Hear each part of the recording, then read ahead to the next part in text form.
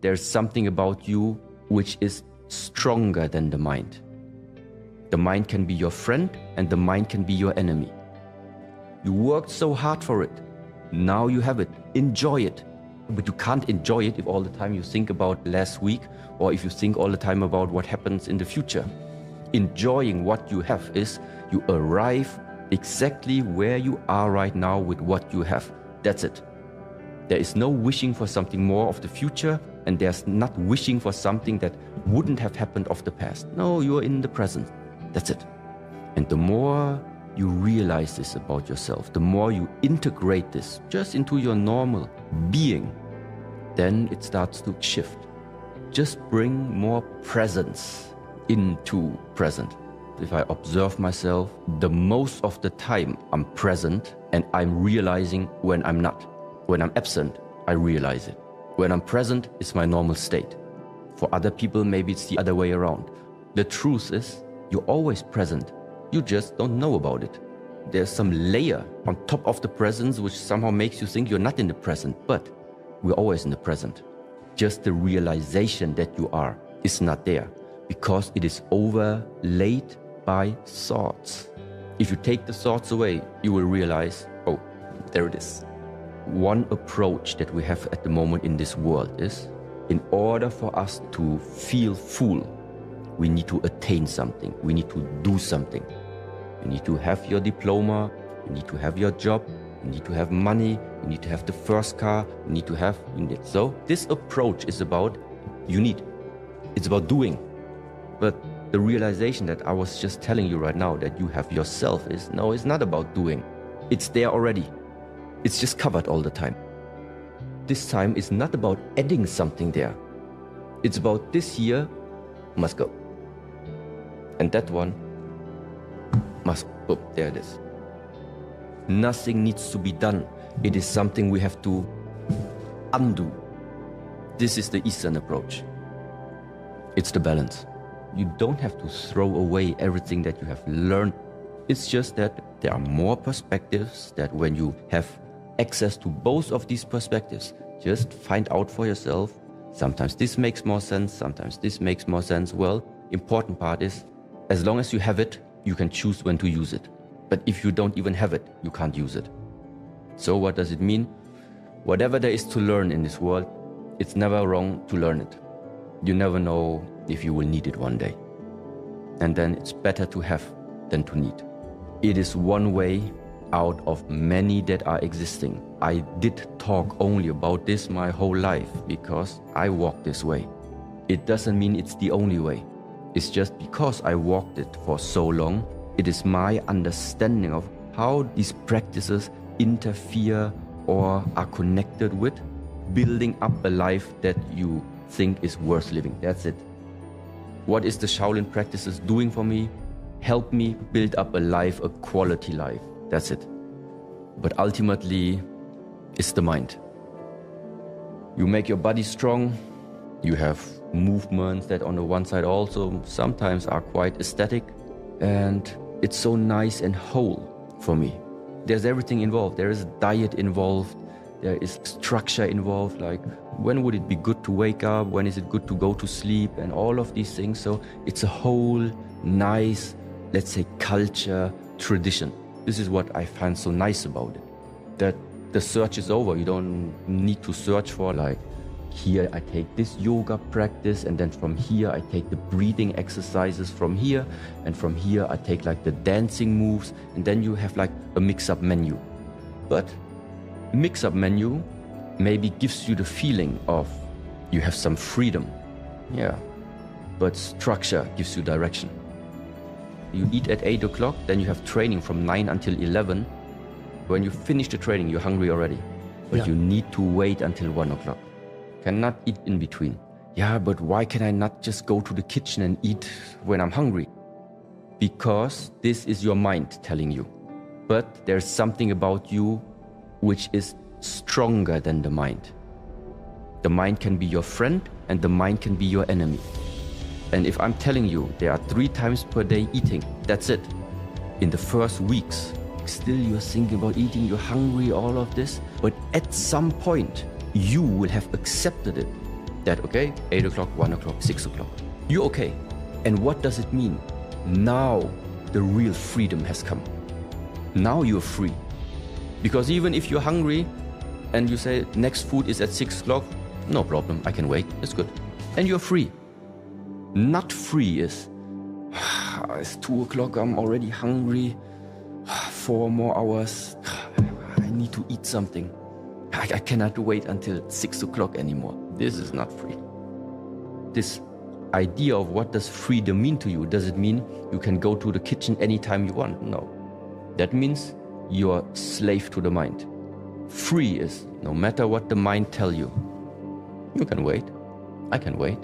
This is where now you see that sometimes it's necessary to have this obvious structure and discipline. But why? Because it's a helpful way to bring out that type of freedom that we say from our tradition. This is the freedom.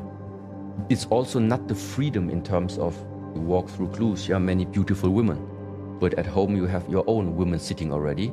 Now you could say, well, it's a free world, we're all free, so my wife is at home, but actually I can still flirt around. This is a way of where you say, well, this is freedom. Yeah, but where does this type of freedom lead to? It's leading to suffering. You're causing suffering by behaving this type of free. No, if you have one wife, you stay with that one wife, that's it. And you stay free from suffering. But if somebody is tempted too much, if somebody cannot handle his temptation, he's enslaved by temptation. And at some point, this type of behavior is not just going to bring suffering to you, it also brings suffering to everyone that you are involved in. This is where I say, what type of freedom are you talking about? And the freedom that eventually is going to get onto the costs or is causing suffering to you and other ones, this is not the freedom we want. It's the type of freedom that makes us be able to live together in the community way better. This is the way of freedom, where I can let you live the life how you like to live it, and you let me live my life how I like to live it. I don't need to tell you your way is wrong, you should live like I do. No, this is not free, this is limited. This is thinking you have the answers to the questions of the universe. Well, you don't, just as like I don't have them. The only thing I'm sharing right now is my observation. I don't say it's right for anyone. I just say until now, everything we talked about, it worked for me.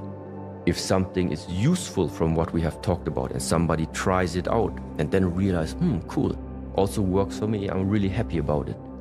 But if somebody says, well, this is not my way of living, I don't share this opinion, it's not a problem. What is it in the evening that is sucking energy most probably? It's the mind. It's the mind activity very much, which is sucking a lot of energy. You go to bed, you wake up in the morning, but still feel like very tired and not recovered. It might be the reason that your brain, your mind is still too active in the evening.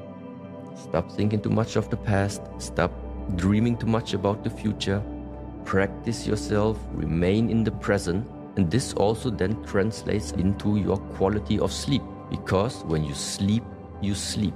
When you eat, you eat. When you talk, you talk. When you work, you work. But nowadays, people work and they think about eating. People eat and they think about sleeping. People sleep and they think about working. So there's something not aligned. There is no synchronicity. You are here, but actually something else is there. This is not how it's supposed to be. Being present means sleep, you sleep. You talk, you talk. You eat, you eat. You walk, you walk. You drive, you drive. You listen, you listen. This is ultimately where all of this journey goes.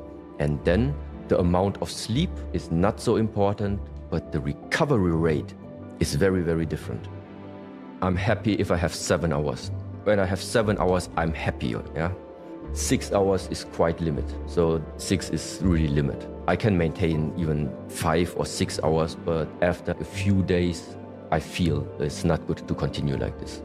Because then you're starting to really burn some energy which you cannot recover anymore. Very interesting now when it comes to that word energy, how it is related to diet, breathing, and lifestyle. The quickest way to change something about the way how you feel during the day or energy state are these 3 things. diet, breath work, and lifestyle. If you have good, nutritious food, if your breathing apparatus is working properly, and if your lifestyle, let's say waking up at a certain time, going to bed early enough, having enough sleep, if you maintain all of these three things, chances are very, very good that your energy level is proper. If the diet is not good, if your breath is not good, if your lifestyle is not good, still you are alive somehow, but the energy that is now being sucked out from you in order to make you still functioning, it is coming from something that we, let's say in the ancient tradition, call it comes from your essence, which means ultimately no good lifestyle, no good food, no good breath, life short. You die early. Very simple. So that's it. You have some mindset where challenge is not an obstacle for you, where difficulties in life is nothing that stops you, but a challenge in life, a conflict that comes up.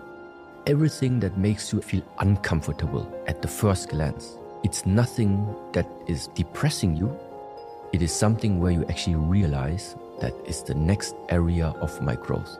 Because it's heartbreaking, because it is so heartbreaking, because it goes so deep, it carries the potential for the highest transformation. So this type of change of perspective, if you want to see it bad, it's going to be bad. But if the circumstances right now are like this, and with the mindset which is in your hands, you can still transform it somehow, the highest transformation can happen. And this is, I think, the value. This is why I like so much in the Buddhist teachings. Number one sentence is, with our thoughts we create the world. The circumstances are not going to change. What happened to you is not going to change. But dependent on how you are tuning your thoughts, something about it is going to change. This is why the power of the mind is so important. Because it is ultimately outside there, the wars, everything is not going to change. Because it's not dependent on what you want. You can only determine what is going to be the consequence of what comes to you. How will you transform it? Will you let it stuck inside of you and it slowly eats you up from the inside? Or do you make something different about it?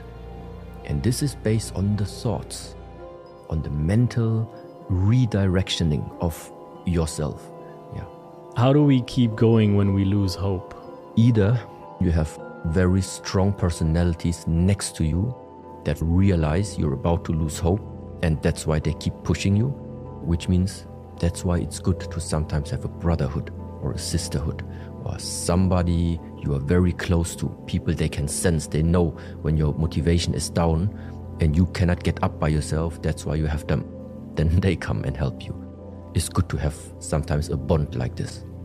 The second thing is, if somebody is losing hope already, maybe the vision that gives the hope is not strong enough. Hope dies at last. I really think so in a way too. But if the hope dies too early, before that, that was not hope. That was maybe an idea that you have. Maybe it was like a motivating thought that you had, but it was not hope. Hope is really, really deeply, deeply embedded, where internally you don't care about what 8 billion other people say. You have it, and you're going to do it. What creates a positive mindset? In my way of seeing the things, it's about understanding that this world that we are living in, simply expressed, there's always an exchange between the left side and the right side, the bad side and the good side, the negative and the positive, the pessimistic and the optimistic. That's why for me, those two, they always belong together. And it is normal for me that sometimes circumstances are bad, but I also know, at the moment, but it's an exchange. Sooner or later, it will be also becoming good again. Now I'm a little bit depressive, but it's gonna change. Same way is, now everything is positive. But I know it's gonna change. Things are changing. Nothing ultimately stays as it is. That's why I'm not sure if it is a positive mindset that I would propagate. My mindset would be that you are neither stuck in a negative one, but you're also not stuck in a positive one. So your perspective, your mindset would be one that at all times always sees actually the exchange of this one and this one. And sometimes, out of circumstances, out of whatever reasons, sometimes it's more based upon here. But then you also know just a question of time, I move here. So to understand the interplay of these two and accept it actually that also the negative part is part of my life. As long as I also take care that it doesn't stay for a too long time in my life, I can have my bad days. Because to push yourself in having positive thoughts, be optimistic, I don't know, can also sometimes be like you see people do it, but you can feel they're not. They behave like everything would be great, great life, yeah, but I can see inside it's not. You have to be as you are, based with all two forces. It's just that stay calm, nothing stays as it is. See the interplay always of both forces. And then get calm about it and regulate it. And then somewhere along the line, maybe it becomes balanced then. It's about fullness. It's about how full do you feel. If somebody wakes up every morning without any goal, without any purpose, but feels just fulfilled, no need for purpose. But I think in the modern society, we find it probably a phenomena. You have everything, more or less. Wake up, but there is this discontentment. Don't know what to do with your time. Don't know the sense of, I don't know. And then I think it would make sense to add just as a motivator. It makes sense to give your life a purpose. Also meaning you're not searching for it. In the first stage, don't need to search for it, meaning what is my purpose? You have to ask the question, but you don't necessarily search for it. First is you give your life a purpose. So you can say you put yourself a mission statement. First thing is just you need to keep going. You need to do something in order to make use of the lifetime that has been given to you. But along this way, things are going to change. There will come the period you do, and then you realize all the doing actually brought nothing. So maybe you will return back to, it's about the non-doing. And then you do nothing again. But then at the same time you realize, yeah, but with all the non-doing, I know I could do actually much more. Then you start doing again. And along this way, you're going to figure out the middle way for you to live. It's both of them. It's not about being active all the time, and it's also not about being passive all the time. It's about being present in all of these times. What is a healthy relationship? I'm not only talking about human relationships. I'm not talking about love relationships only. There can be many types of relationships. First that just comes to my mind is, in order that there is a type of relation, that means there must be already at least more than two components involved. These components then have a connection. This is number one. If there is no connection, it's difficult to determine any type of relation between them. So first we need a connection. That connection can mean that feeling-wise maybe, based on the emotional, on the feelings, on your emotional states, maybe there is something that is in resonance, which means there is something that two beings have in common. That's why it's resonating. So if this type of connection is already there, then I think it's a good starting point. On the other side, what can also happen is that in the mind, you are having a desire for something, but the feeling is not one of connection that you have there. In the mind, it says, yes, I want, but feeling-wise, it's not there. This is for me not a good starting point. How do I know if a relationship can develop into a healthy way? I think you must directly start right from the beginning. If the feeling with which you have entered into this relation, no matter what type, if there is resonance. Of course, we think we know what we want. The question is that what you want, does it fit to what another person wants? What you want, does it fit together what like your dog wants? And if there is no basic, if there is no way that you can connect, and after the connection, what is happening then? Exchange. Exchange, giving and taking.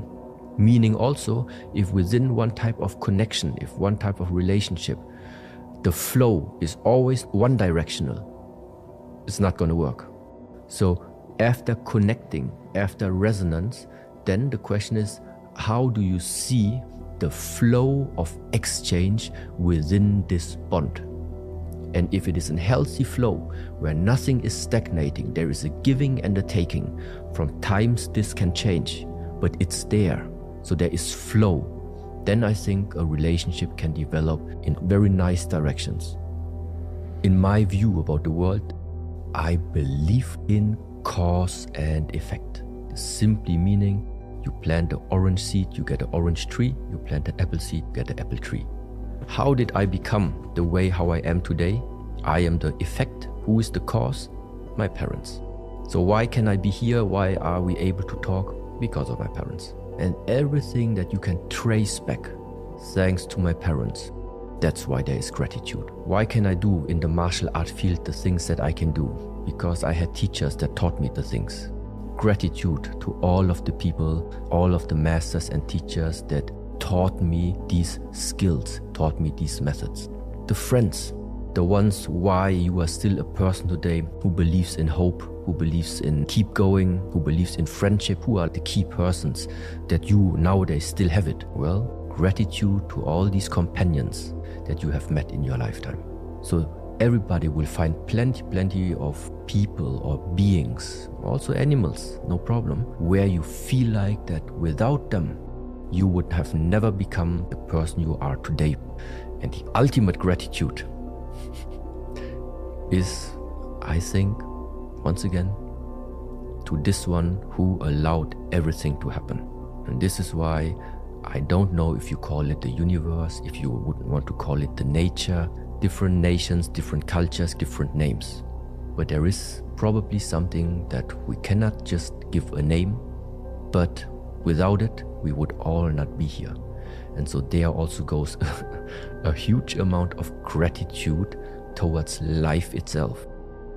Being able to live, being able to see colors, being able to speak, being able to listen to things. I see when you start to see the glimpses of truth. When you see that the truth makes you feel free. This is when you start to realize there is something I can do. Only one of these moments must come. And if you pay more attention to them, more of them will come. How long do you have to keep up the structure? Until you realize that you don't have to be the slave of your mind. In our approach, this is the beginning to freedom. To not be enslaved again only by your mind. Because the mind is way less than what you can become. Or the mind is way less than what you actually already are. But the mind is too dominant in many people's lives. So all of this structure here is for what? To realign and to give you a new perspective about how you should see the relationship between you and your mind. And the relationship is that you need to master the mind and not the mind is mastering you. These are two different ways. But ultimately, you will not need any type of external structure anymore. Once you have understood the core, once you have the essence, I think then all structure you can lay down. Discipline means you just do it, no matter what you think of it. You don't want to make it, you still make it. You want to stop the training, but you still make it.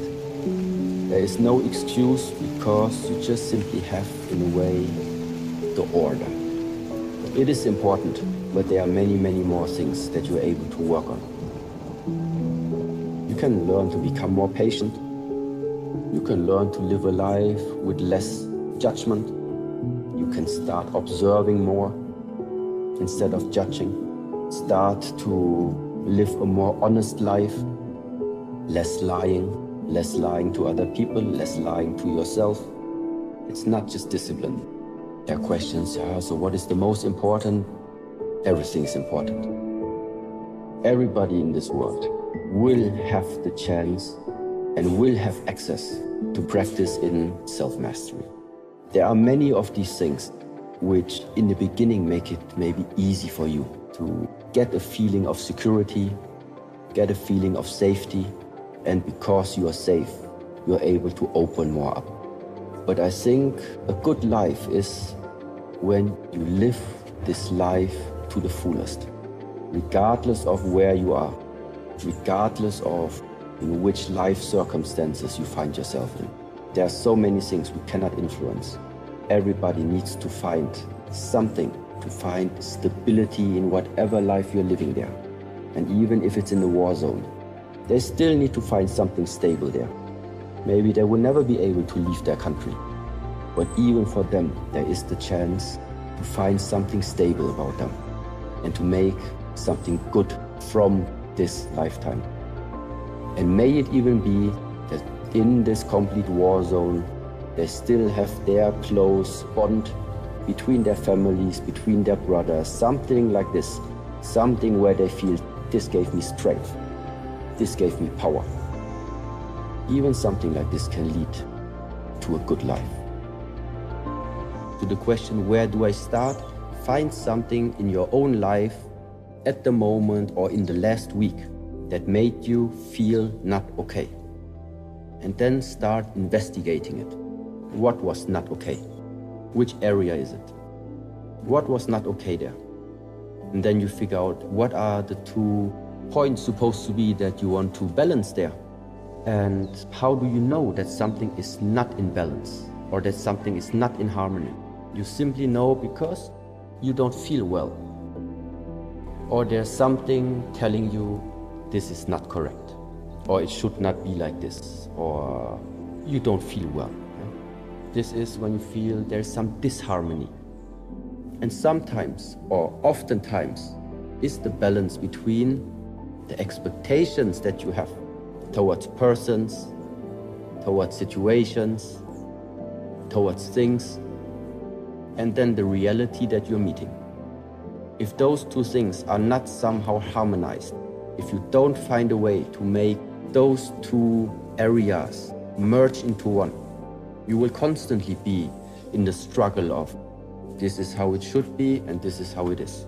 This is I want and this is I don't want. The first step is just to discover or look inside yourself and see what is there out of balance and what needs to be balanced. In order to find it inside of you and in order to be able to really go with your mind and ask yourself and investigate yourself, your attention must be with yourself. So that's why the first step again is try to not get distracted too much by outside stimuli. Go to a retreat. Make a retreat. Just retreat. Once the attention is there, and once you know it's there, now this attention is able to penetrate deeper. And you can start observing things about yourself. And how do you do this? How do you get the attention to a retreat? How do you retreat? You can practice martial arts, you can practice Kung Fu, and you can practice Qigong in such a way that you will realize that all these practices are the perfect methods to exactly spend time with yourself. You realize for yourself when you are having the hard training and you were pushed to your limits, in the moment where you are reaching the limits, you don't have time to listen to the birds singing.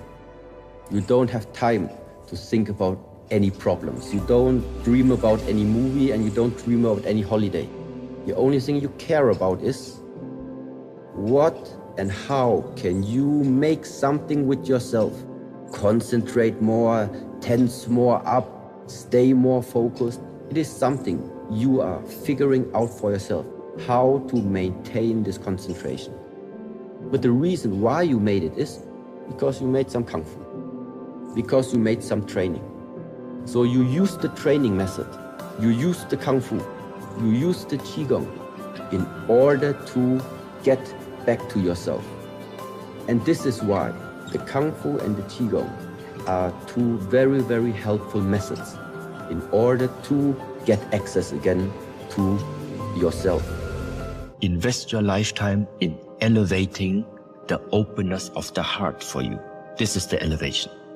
But how are you able to elevate? How do you know at which level of elevation you are finding yourself? Well, this needs to be tested. What it means is, if you are still getting angry if somebody takes your cup of tea or takes your cup of coffee away, it's still far, far away from being an elevated soul, from being an elevated being. If small things like this still bothering you. Could happen that more and more often you are just dropping something, you are losing something, people take something from you away. It always triggers the same level of your elevation inside of you until you master it, until you have come to the conclusion, okay, it cannot be. For the last 5 years, I'm exploding. I'm getting super mad whenever somebody takes my cup of water. So how often will this repeat again until you learn the lesson? And when this happens, it's gone. But now something else comes. Now maybe you start having a relationship, but all the time you are confronted with jealousy. And then you just observe yourself what happens when you are acting upon jealousy. Mostly the outcome is not going to be one that keeps the relationship alive on the long term. So if jealousy is a problem that you carry from one relationship to the next, to the next, to the next, and then one day you are wondering, why are you not able to keep up a relationship? Well, this is another type of challenge. It's another type that tries to trigger how much are you internally elevated, evolved. How much have you matured? Have you grown inside of yourself? And the amount of tests, the amount of challenges, they are infinite ways how to test you. But one thing always stays the same. You need to find a way to overcome them.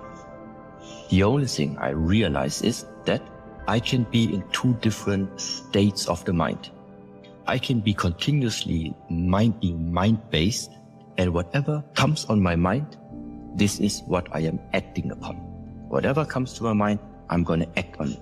So just right now, if I feel like, I'm hungry, so then I follow up on that thought. I walk somewhere, grab something to eat, come back here, eat. But another way, another state of the mind is simply that right now, for example, I'm talking with you. And of course, I can observe myself how maybe sometimes thoughts are popping up. The difference right now is that I am, first of all, not directly identifying with any of them. I know they have popped up, but they just have no relevance at the moment for the fact of that I'm speaking with you. This is at the moment what matters more to me than to eat or to drink something. But because I can see the thoughts popping up, this is why I can decide to not identify myself with it, because it has just come to my attention. This thought has only come to my attention, but that's it. Just because something comes to your attention doesn't mean you have to act upon it. One thing is to hold on to the thought. This is already the first thing that many people sometimes do. A thought comes up and you actively actually hold on to it. The second trap you can do is, after grabbing it, you invest even more attention to what you have grabbed there, which means now you're starting to fuel this thought. You're giving energy, you're giving awareness to this one thought. And the more this energy is now flowing into that type of thought, well, the more it's going to carry you away. But the bottom line of living this life is that from morning till evening, we all have thoughts, but the message is 90% of all the thoughts are unnecessary. They don't have a relevance for something that you really want to do when you wake up. If I want to talk with you right now, I have set my mind, I'm going to be concentrated, we have this conversation, and all the thoughts that pop up in between, it's irrelevant. So I can see them coming and I can see them passing. And afterwards, when we have finished this conversation and any of these thoughts start to pop up again, then I have still time now to decide, do I want now to follow up on any of the thoughts or not? So that means suddenly you have control. You have control over your 24-hour stay. If you eat, you eat. If you talk, you talk. If you sleep, you sleep. If you make a movement, you make a movement. This is the way of life. Nowadays, the problem is you talk, you think about eating. You are eating, you think about sleeping. You are sleeping, you think about moving. You are moving, you think about reading. Okay? For me, it's not, I don't want to be out of the body. The thing is, I don't want to be unaligned. This is what I don't want to be. Everything about me, I want it to be aligned. What I feel is what I say, is what I think, is what I do, is what I act upon. It's one way. It's not two options. So what is a very special moment? It is when no matter what you're doing, you just do. It's one. You're not thinking about what you're doing. What you think is what you do. It is synchronized as one. And this is what year-long martial art practice is doing, is training you, is displaying to you that there is a way how mind and body can unite to such a deep, deep level that it has nothing to do with thinking anymore. It's the pure expression of what you are, not who you are, what you are. So if you want to have a specific outcome, there is a rational way of how to achieve this outcome. But what if the outcome is not in our hands? Which means sometimes you walk through this lifetime, it doesn't matter what you have done. Sometimes you are encountering people that come into your life. You don't know why they show up, why exactly in this moment of time they have appeared in your lifetime. There is nothing rational about it, but there is a deep truth embedded in this. Meanwhile, is my personal feeling. You are never meeting somebody by coincidence in this lifetime. Everybody who appears in your lifetime, they are there for a reason. And maybe it's for you to figure out this riddle. Why is that person coming to your life? What is that lesson you are supposed to learn? Why nowadays do different places like monasteries, like ashrams, why do these places exist? Because there are certain frameworks. You are setting up a certain environment. And in this environment, it just makes it easier to cultivate something specific, let's say. But for the beginning, to really develop something, it is very helpful to have the proper framework. And this is what the monastery and ashram, retreat places, being calm, being isolated a little bit for yourself. This is where it helps in the beginning. Solve every problem now. Now. That's the only way.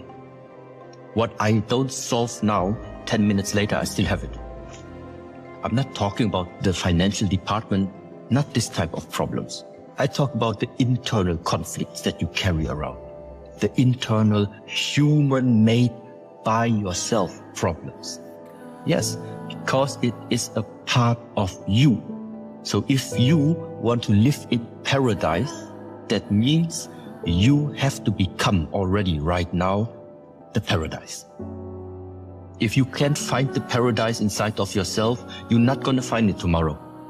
That first arrow is the fact of you walk through this lifetime, you will encounter things that in the first moment are going to hurt you. It's going to happen to all of us. But now the question is, after something like this has happened, how are you going to cope with it now afterwards? Many people are still dwelling in the past, carrying the suffering and the pain from that event still with them. Even if a month has passed, a year has passed, 10 years have passed, it's still there. This is the literal example for remaining too much still in the past. And this is the second arrow, for example. When you start walking through this lifetime, every human being is going to encounter different moments, different situations that are going to trigger something that most of us would regard as unpleasant. This is already the beginning where we are saying, walking through this lifetime, you will encounter suffering in many, many different variations.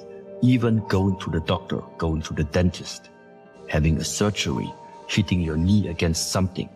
This type of suffering is especially hard when it now comes to the loss of beings.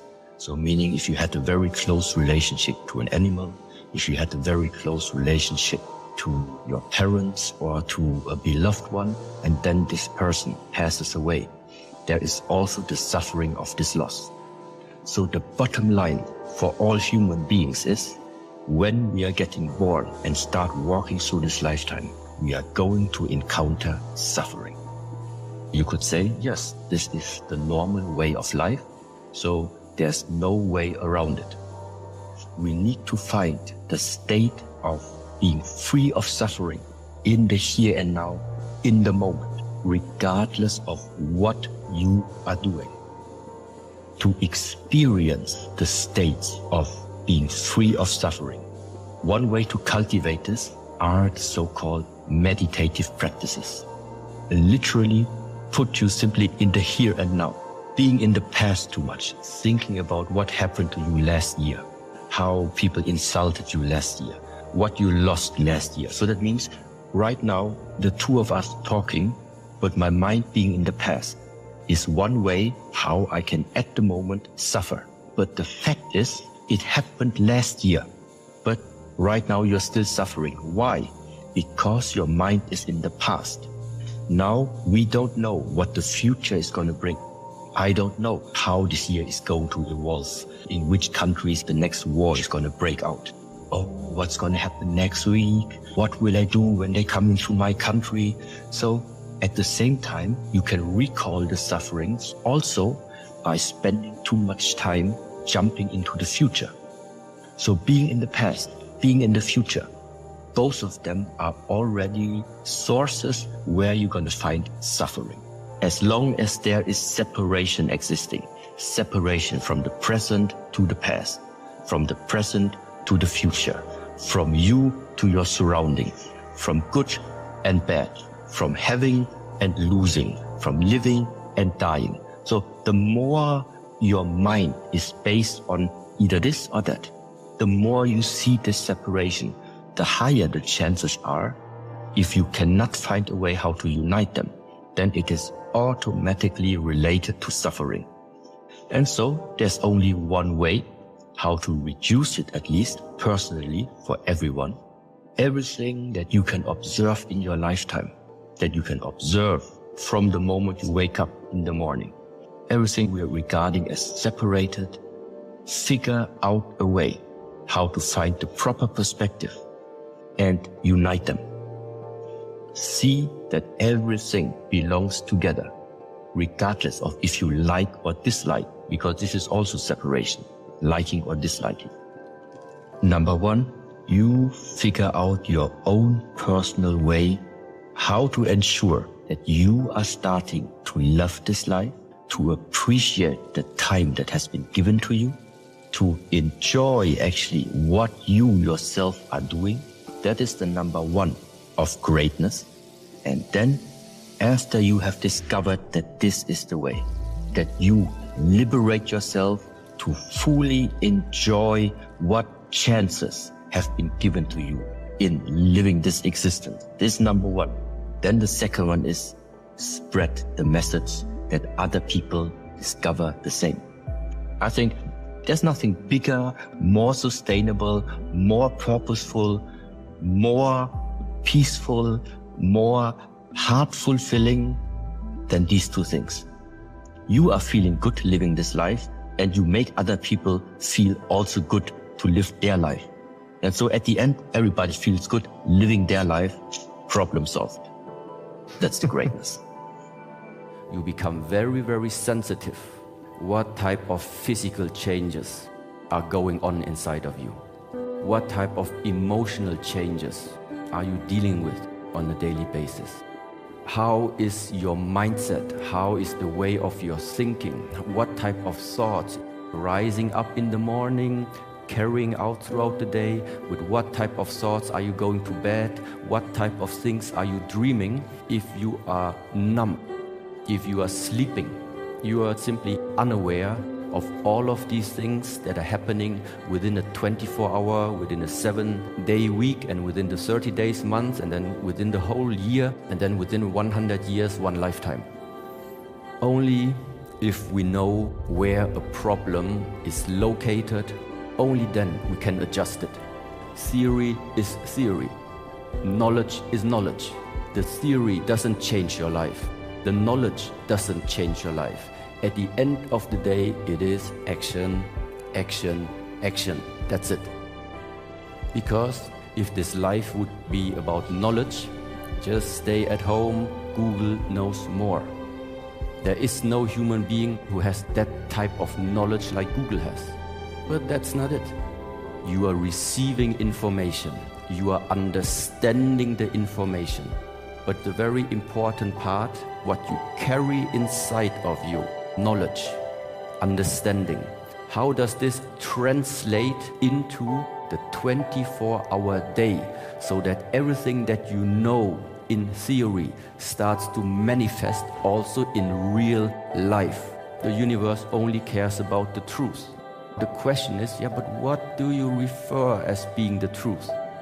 Well, one of these truths for me is being given the gift of living this lifetime right now on earth inside a human body and live it miserably, live it sad, live it angry, live it in jealousy, live it in internal destruction. Sorry, it just doesn't make sense. I don't think the point of living this life is suffering more than necessary. What to do with the suffering? Well, you need to face it. You need to look it in the eye. Whatever is so fearful to you, whatever seems so impossible for you to do, whatever is like really challenging you, that is the one made as a challenge for you in this lifetime to face it. Some people have the ability to face it, some people do not have the ability to face it. Why? Two very important things are missing. Number one, the ability to let go is one very, very big part. The skill, the willingness to let go, the fact of letting go is number one. And number two, to have courage to face the fear, to face the truth, to face the darkness, to go into the dark. Because this is what it's about. To discover the purpose of life, to discover the intensity and the greatness of life, there is no alternative than being able to face the darkness and being able to jump into the unknown. But this is nothing that we humans are trained of. This is nothing that we humans are programmed to do in order to jump into the unknown. Because everything that we have grown up in the whole world is not about prepare yourself for the uncertainty. It is build up your illusion of security. This is where the worlds are colliding. Courage and the ability to let go. And these two elements, if you don't have them, courage and the ability to let go, because the growth of mental skills and the growth of physical skills is because you are continuously confronted with the comfort zone and are being forced to leave it, to move beyond the comfort zone. Something hurts, but it's okay, let's go through it. Pain is not going to stop us. It's just an indication this is where, at this moment in time, our limit is. And because we understand this on a physical level, it starts to transcend and translate into the mental way of thinking. If the suffering is there, I'm not going to run away from it. I'm not going to ignore it. I'm going to find a way to overcome the suffering. And this is the very, very important distinction. What I think this life is about. To overcome the suffering. Not to ignore the suffering, not to run away from the suffering, not to create your dream world in order to not face the suffering. No, the suffering is there, the enemy is there, face it. If you're not strong enough to face it at this moment, invest your lifetime to make yourself strong enough to one day be able to face it. In my world, if you don't face it, it will always be part of your existence. Why is the mind so important? It matters. If you wake up in the morning, what are you thinking when you wake up in the morning? And if you already wake up with conflict in the mind, with unsatisfaction inside the mind, wake up with a feeling of lack. I wake up, I have to do something quickly because I don't have it right now. Whatever it is. So running after something. Why do you chase anything? Because you're in a state of lack. Something's missing. If you would have it, why would you chase it? And now the question is, where does this lack come from? And now come back to the child. The child, the incarnated soul, the incarnated spirit, when it comes to the earth, whoever made it possible for that child to come, you can call it God, you can call it the nature, you can call it the universe, no matter what. This force, this power, does not make mistakes. God is not putting you in this earth incomplete. Why would He do that? What He's putting on the earth is existence. He's granting us existence. And afterwards, it starts that we have concepts. We start thinking. We start having ideas about how this life is supposed to be. If you're not successful, it's not a life. If you don't have many cars, it's not a life. If you don't have many friends, it's not a life. Well, no, this is all human ideas. You came to the earth right from the beginning. You have been complete. This is the alternative. At the moment, I would say it's just guiding to rethink. So what is the next way of what can people do? Rethink your life. Look at how is your life looking at the moment?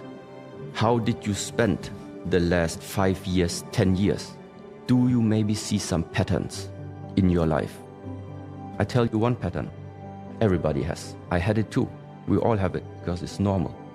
There was a time we didn't even have any mobile phone. Then the first Nokias came out. Okay, eventually you even got one. We're happy about it. Then the next generation of phones came out. And this one was, okay, it's old already. And you wanted the next one. Then you got the iPhone. Then you got the MacBook Pro, the big TV screen. Then the first car you had, a Volkswagen. Afterwards, you had a BMW. But there is a pattern behind there. Whenever you get what you want, you will realize that's not it. And so the question is, when do you start to realize the pattern that running after desires is not going to fulfill your desire? What you need is realization. What you need is wake up. This is where all these terms are coming from. Also, to take that misunderstanding away. I grant you the Porsche. I grant you a big house, yeah. It's all nice, and I mean, if you can afford it, it's absolutely something. I mean, why not? The German technology and possibilities that meanwhile is able to do is pretty awesome. The only thing is, ask yourself, your satisfaction about life, is it based on a condition or not? Because this is what I would see right now. Everything that at the moment you want to have, always when you say, I need this in order to feel complete, I want this in order to feel complete, then it means your life, your satisfaction about life is based on conditions. As long as I have many followers, I'm happy. As long as I have a family, I'm happy. As long as I have the car and the big house, I'm happy. The fact is, you do not have a guarantee. You do not have a security that at any point in time, you're gonna lose these things. First of all, latest, When the body falls apart, you're going to lose them anyway.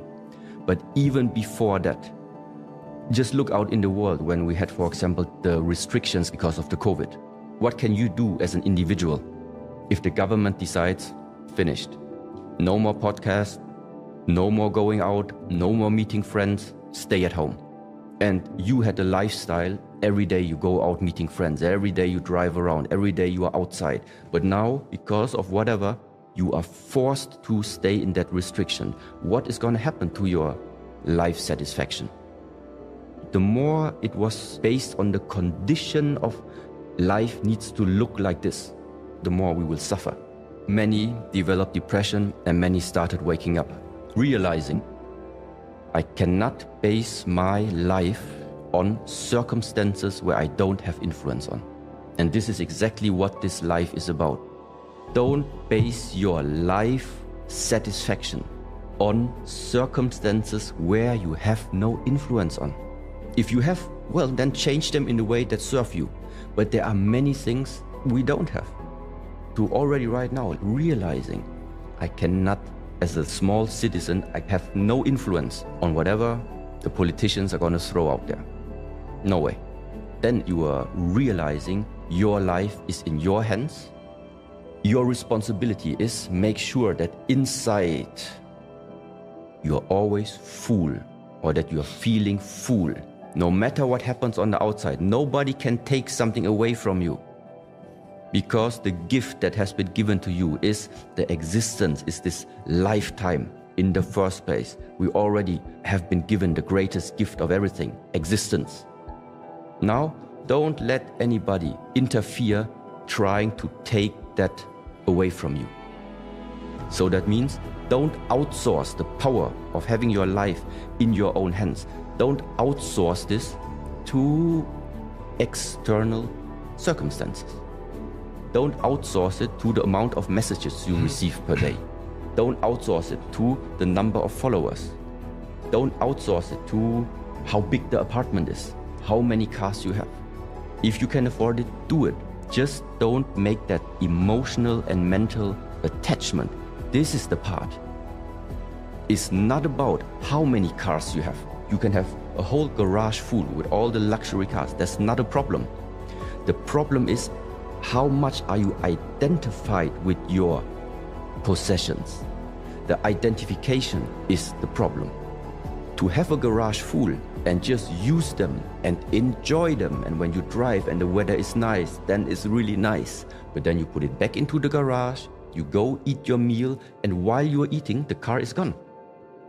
You're not thinking about the car anymore. It's gone, it's standing in the garage, finished. Now you just enjoy the meal. Attachment is the problem. It is a process. It is of rewiring. How have you lived your life until right now? How much did it serve you, the way of thinking until now? And how much also did it limit you? These are all things every individual has to ask for themselves. I'm not giving you anything right now. I'm just saying something, which is, let's say, my view. And you have to ask yourself, what is it from what you have heard until right now that in a way resonates with you? You observe this pattern in your own life. And ultimately, the only person who can do something about it, it's not me. You make the decision. Your life is in your hands. The only thing that I'm doing is, if at all, I'm taking something away. I'm taking away misconceptions and illusions that people might have in this lifetime if they didn't have the possibility to hear other perspectives. Fear and also uncertainty. These two things are the biggest challenges every human being is going to face. The question is, are you living your life based on fear or not? And this fear is not helpful because it restricts you. It restricts your ability to expand the mind. Fear is restricting you to discover, because fear makes you to stay inside the comfort zone. But why do we call something the comfort zone? It's because we have spent time already inside that zone that we know, You know everything about it inside there already. You have seen it, you have experienced all of it. That's why everything has become comfortable to you. So as long as you're comfortable, it means you are not leaving the things that you know. This existence is too big. It's 0.1% of knowing, it's 99% of not knowing. If you want to discover what is the 99.9%, it means you need to leave the space of knowing, you need to leave the space of comfort. You need to go into the uncertainty.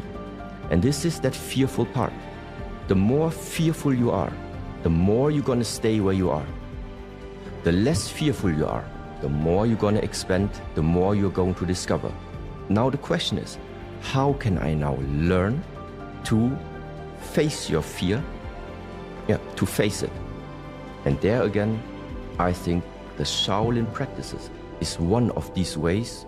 So facing pain is also something that goes along the way of practicing the Shaolin martial arts. You don't have to jump right away into the darkness. Not many people can do this. But realizing, okay, this is right now my comfort zone, and tomorrow I'm already trying one thing that is new to me. It still feels uncomfortable to me, but okay, let's try. Just one step out. Next day, another step out. Meaning, integrate the jump into the uncertainty into your lifetime until it becomes a habit. This is the one way. How to develop that ability to go against the fear. This is one thing. The second part is, I think this is now very useful for everyone. If you have the wrong image about yourself on this earth, if you are viewing yourself like from a wrong perspective, then it just means you will never get into the understanding what type of potential you are actually possessing. The point is, you're becoming more and more refined about there is much more about us. Because in the moment where you realize that bag of skin has more on the inside, it also increases right now your ability. If you say health is important to me, well, then it's not enough to just like use cream on your skin. That is taking care outside. If you know there is more inside, then it means whatever you eat, whatever you do, whatever you're drinking, how does it affect what is inside of you?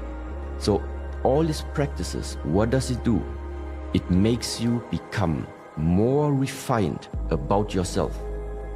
When you look at yourself, when you sense into yourself, you feel more what you are. Take care of the body, refine the body, and at the same time you refine the mind.